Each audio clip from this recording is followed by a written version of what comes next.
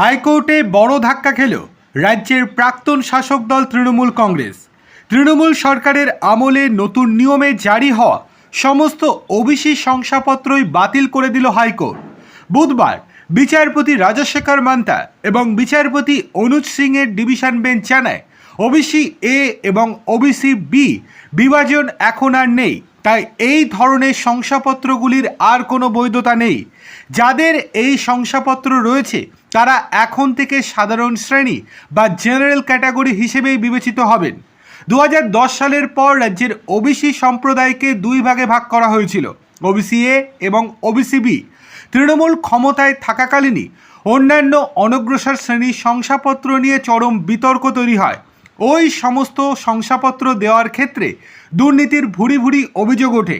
2024 সালে এই সংক্রান্ত মামলায় কলকাতা হাইকোর্ট 66টি সম্প্রদায়কে ওবিসি তালিকা থেকে বাদ দিয়ে দেয়। তাদের ওবিসি শংসাপত্র বাতিল করে দেওয়া হয়। নতুন করে সমীক্ষার মাধ্যমে তালিকা তৈরির নির্দেশ দিয়েছিল আদালত। তার বিরুদ্ধেই সুপ্রিম কোর্টে যায় তৎকালীন রাজ্য সরকার। তবে শীর্ষ আদালতও হাইকোর্টের নির্দেশই বহাল রাখে। আদালতের নির্দেশ অনুযায়ী এরপরেই নতুন করে সমীক্ষা করে ওবিসি শ্রেণীবিন্যাসে এ এবং বি তালিকায় কিছু বদল করে তৃণমূল সরকার। তা নিয়েও কলকাতা হাইকোর্ট আপত্তি তুলেছিল। অভিযোগ, মাত্র 2500 নমুনা সংগ্রহ করে সমীক্ষা হয়েছে এবং তার ভিত্তিতেই নতুন তালিকা তৈরি করা হয়েছে।